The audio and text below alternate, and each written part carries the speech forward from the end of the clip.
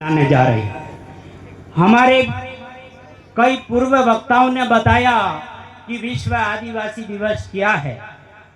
साथियों, विश्व आदिवासी दिवस नाच कूद करके सांस्कृतिक कार्यक्रम करके समापन कर देना ये विश्व आदिवासी दिवस नहीं। इसके पीछे कई बड़े बड़े कारण हैं कि हम एक जंगलों में पहाड़ों में रहते हैं और हमारी संस्कृति विलोपित हो जा रही है। तो उस संस्कृति को बचाए रखने के लिए हमारे भाई जगदीश मन्नारे और हमारे भंवर दादा परमार और ऐसे कई पुरंदाओं ने मिलकर हमारे राजस्थान में भी ये विश्व आदिवासी दिवस की छुट्टी नहीं मिलती थी। कुछ वर्षों से गहलोत सरकार के समय से ये छुट्टियां राजस्थान सरकार ने भी हमें उपलब्ध कराई। साथियों, मैं ये कहना चाहूँगा कि कई हमारे शिक्षक साथी हैं, कई युवा साथी समझदार हैं, उनका एक ही बात आती है कि क्या विश्व आदिवासी दिवस मनाते हैं। ये तो बच्चों का खेल है जो रोडों पर हाई स्पीड 100 की स्पीड से गाड़ियां चलाते हैं और तलवारें रगड़ते हैं। ये क्या विश्व आदिवासी दिवस है। साथियों, मैं एक बात से ये निवेदन करना चाहूँगा कि एक जैन मुनि का कर्नाटक में किसी अकाल मृत्यु किसी कारण से हो गई और यहाँ के जैनियों ने जो कर्मचारी थे उस जैन मुनि के हत्या या वध हो जाने से उन्होंने सरकारी कर्मचारी होते हुए उन्होंने छुट्टियां ली। तो मैं आपको इस विश्व आदिवासी दिवस के बारे में बहुत कोई लंबी चौड़ी भाषण नहीं करना है, केवल 5 मिनट दिए हैं और इसके मार्फत से मैं ये निवेदन करना चाहूँगा कि जो अपनी समाज के लिए एक छुट्टी ले सकता है तो अपन को तो ऑलरेडी छुट्टी मिली है विश्व आदिवासी दिवस की 9 अगस्त की। तो उसमें सभी बुद्धिजीवी कर्मचारी वर्ग और जो भी युवा साथी हैं ये पॉलिटिक्स राजनीति को न लेते हुए आप अपने आदिवासी दिवस है इसको बखूबी निभाने का आप प्रयास करेंगे ताकि आप अपने समाज को कुछ दे सकते हैं। मैं पूर्व साथियों ने जो बात बताई कि जो बच्चे बिगड़ रहे हैं उसमें अपने माता पिता की अहम भूमिका है। मैं पांडोर साहब के बच्चों को नहीं सुधार सकता हूँ और पांडोर साहब मेरे बच्चों को नहीं सुधार सकते। बच्चे तो मेरे को ही सुधारने और पांडोर साहब के बच्चे तो पांडोर साहब को ही संभालने। तो मैं माता पिताओं को ये निवेदन करना चाहूँगा कि आपका बच्चा कितने बजे आ रहा है, रात की 12 बजे तक आपका बच्चा नहीं है तो आपने उस बच्चे के लिए क्या किया? आपने क्यों नहीं पूछा उस बच्चे को कि बच्चा तू कहाँ गया? और आज मुझे इस बात के बड़ा दुख होता है कि माता पिता कहते हैं उस 6ठी 7वीं पढ़ने वाले बच्चे को कहता है ये बच्चा तो मेरा मानता नहीं। अरे यार, तुम्हारा 7-8 साल का बच्चा तुम्हारे से नहीं मानेगा क्या, मेरे से मानेगा क्या?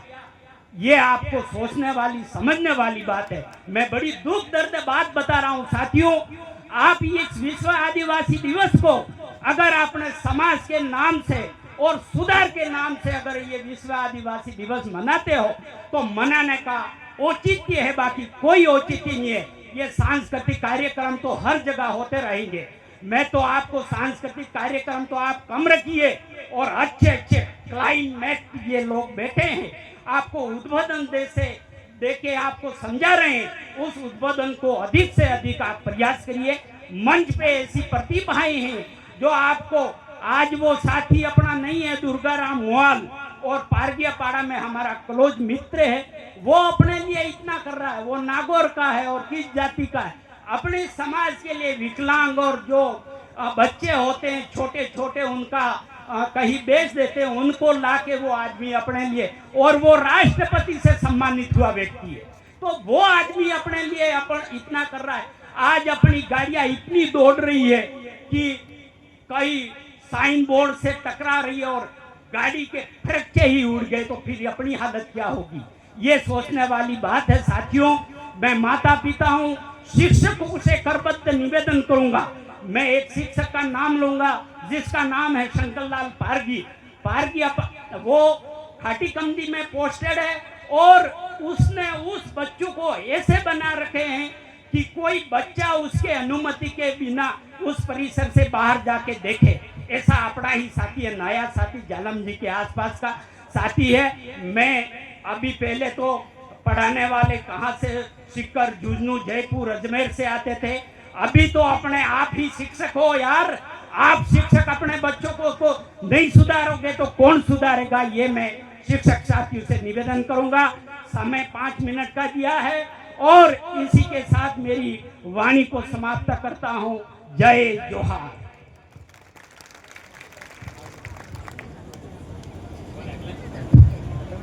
बहुत बहुत धन्यवाद आदरणीय कंपाउंडर साहब ने बहुत ही अच्छी बातें समाज के सुधार के लिए दी। सांस्कृतिक कार्यक्रम मनीषा कलासुआ आ जाए। मनीषा कलासुआ।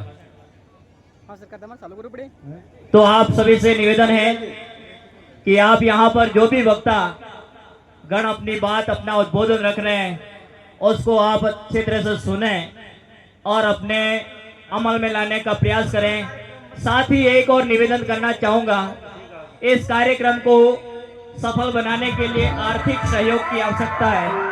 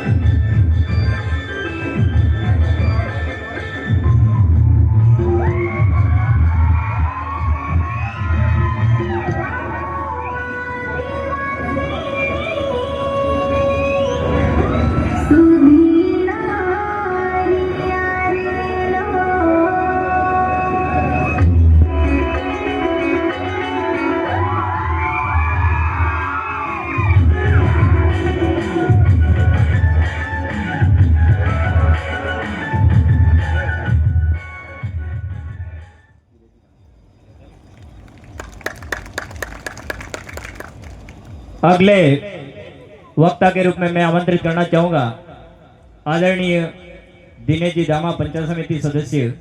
आप आए और निर्धारित समय के अंदर अपना उद्बोधन भरवाएं। दिनेश जी दामा। मैं एक साथ ही निवेदन करना चाह रहा था, इस कार्यक्रम के लिए जो भी आर्थिक सहयोग करना चाहते हैं, काउंटर पर प्रवीण जी डॉक्टर साहब बैठे हुए हैं, उनसे संपर्क करें और आर्थिक सहयोग के लिए 10, 15, 20, 25 जो भी राशि है वो जमा करवाएं और रसीद कटवाएं। जी।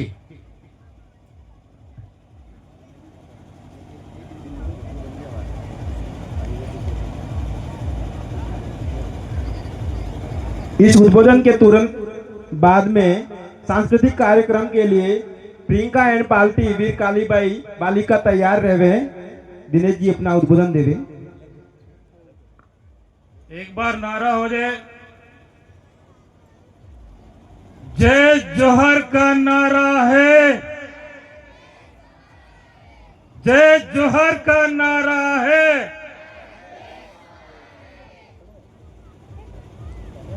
आज 32वें विश्व आदिवासी दिवस के उपलक्ष्य में गांवों गांवों से पधारे हुए मुखी मुतवीर माताएं, बहनें एवं बालक बालिकाएं, इस विश्व आदिवासी दिवस के उपलक्ष्य में आप सब लोगों को मेरी ओर से तहे दिल से जोहार नमन। साथियों, विश्व आदिवासी दिवस मनाने के पीछे रीजन क्या है, क्यों मनाया जाता है, इसके बारे में हमें समझना होगा। हम यहाँ के बैठ गए, नाच गाना सुन लिया, उससे विश्व आदिवासी दिवस के बारे में हमें जानकारी नहीं मिलेगी। विश्व आदिवासी दिवस इसीलिए मनाया जाता है कि हमारे आदिवासियों की बोली कौन सी है, यानी कि हमारे पूर्वज कौन सी भाषा बोलते थे। यानी कि मैं अभी जो बोल रहा हूं वो हिंदी में बोल रहा हूं। जब पढ़ाई शिक्षा स्टार्ट नहीं हुई, उससे पहले लोग हमारी देसी भाषा में बात करते थे। वही भाषा हमारी आदिवासियों की भाषा है। इस भाषा को भी हमें बनाए रखना है। कई ऐसे हमारे साथी हैं पढ़े लिखे, जो हम लोग जानते हैं बड़ी बड़ी नौकरियों में चले गए हैं। मैं सबको तो नहीं कहता हूं, सब तो नहीं है, लेकिन कुछ लोगों को मैंने देखा है और समझा भी है सामने से। बड़े बड़े पद पर चले जाते हैं और हमारी मातृभाषा भीली भाषा को बोलने के लिए कतराते हैं। अरे तुम पैदा हुए उस समय भी तुम्हारे परिवार में उसी भाषा से आपने जन्म लिया, तो उस भाषा से कतराना काहे को। इसलिए जब भी अगर ये भील प्रदेश बनेगा तो ये मान के चलना, भले केंद्र सरकार हो भले राज्य सरकार हो, सबसे पहले आपसे पूछा जाएगा कि आपकी भाषा कौन सी है। तो वहां बताना पड़ेगा कि हमारी भाषा भीली भाषा है। उसी तरह से हमारा इतिहास पूछा जाएगा कि आदिवासियों का इतिहास क्या रहा था। इस विश्व आदिवासी दिवस के तौर पर हमें हमारे पूर्वजों के इतिहास के बारे में भी जानकारी रखनी होगी कि किस तरह आदिवासियों ने आजादी में हमारी अहम भूमिका निभाई। किस प्रकार राणा पुंजा भील ने हल्दीघाटी के युद्ध में किस तरह से मुगलों के साथ में युद्ध लड़ा और महाराणा प्रताप को महान महाराणा प्रताप के नाम से संबोधित करवाया।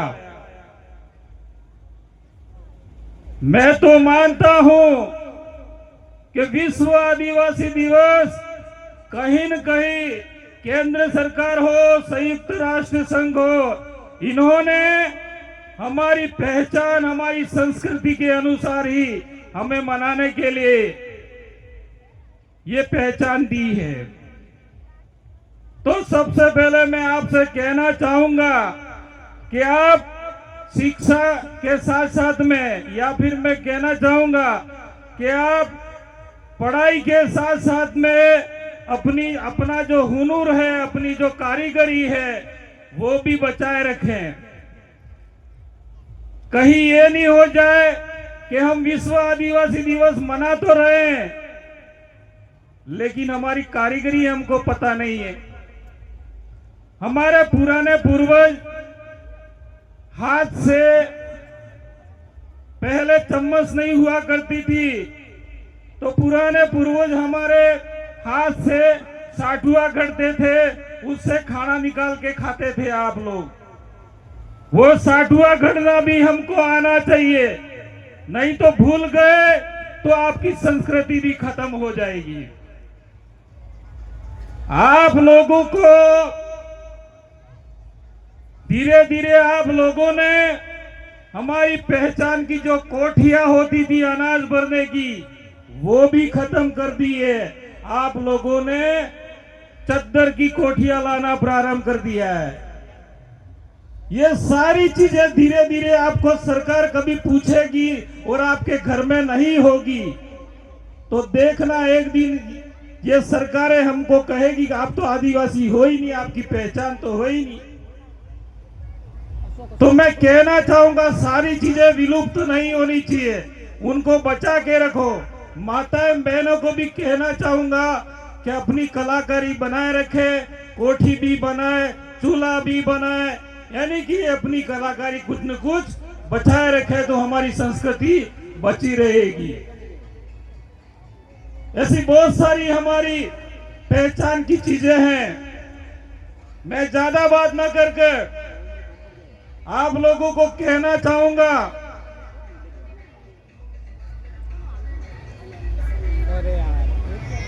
सामने जो हमारे ही भाई हैं रोडों पे जा रहे हैं, कोई दूसरे नहीं है, तो आप लोगों से मैं कहना चाहूंगा कि आर्टिकल 244(1) पैरा 1 ये कहता है कि इस धरती का मूल मालिक, मूल बीज आदिवासी है। और 5 जनवरी 2011 का जजमेंट भी ये कहता है कि इस धरती का मूल मालिक, मूल बीज इस आदिवासी है। ये मैं नहीं कहता हूं, ये सुप्रीम कोर्ट का जजमेंट कहता है।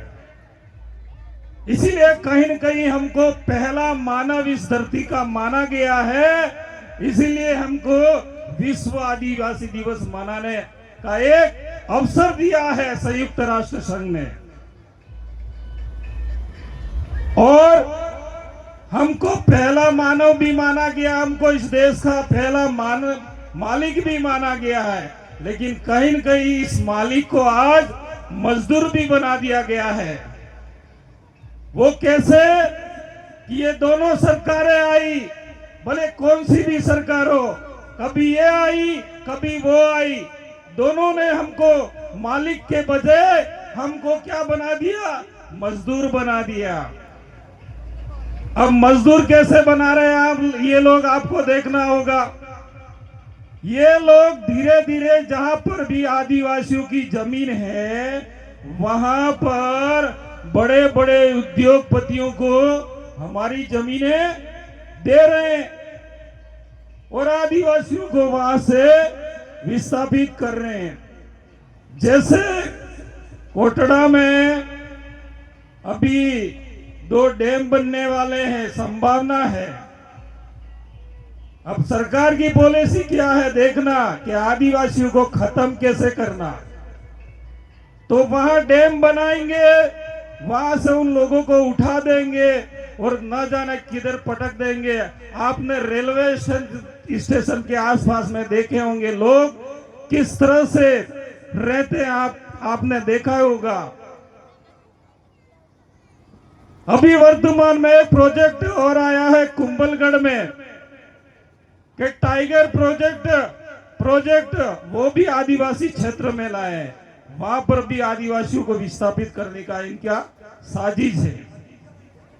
तो साथियों, हमें हमारे इतिहास को, हमारी संस्कृति को, हमारे जल जंगल जमीन को अगर बचाना है तो कहीं न कहीं हमें एकजुट भी होना पड़ेगा। अब एकजुट होने के लिए कैसे होना है, किस तरह से होना है, आप लोग सब समझते हैं। वो आप लोगों को मैं कहना तो नहीं चाहता हूं इस अवसर पर, लेकिन आज ही के दिन आप लोग इकट्ठे हुए हो, इसलिए मैं कह रहा हूं कि लास्ट मेरा कहना है कि अगर हमारे बच्चों का भविष्य बचाना है, जल जंगल जमीन बचानी है, तो हमारे प्रेम जी ने भी पहले कहा था कि हमारे एक जो उंगली है उस उंगली का सही सदुपयोग करना, तो कहीं न कहीं हमारा बदलाव आएगा। क्योंकि मैं कहना इसलिए चाह रहा हूं कि डूंगरपुर बांसवाड़ा में एक नई लहर आई, वो भी उस वहां की जनता के माध्यम से आज कहीं न कहीं नया संदेश जा रहा है। वो संदेश मैं ये चाहता हूं कि हमारे क्षेत्र में भी बदलाव हो। ज्यादा बात न कहकर मेरी बात को यही विराम करता हूं। जय जोहार, जय आदिवासी, जय भील प्रदेश। दिनेश जी दामा द्वारा काफी शानदार उद्बोधन, किस तरीके से हमारे समाज को हम शिखर पर ले जा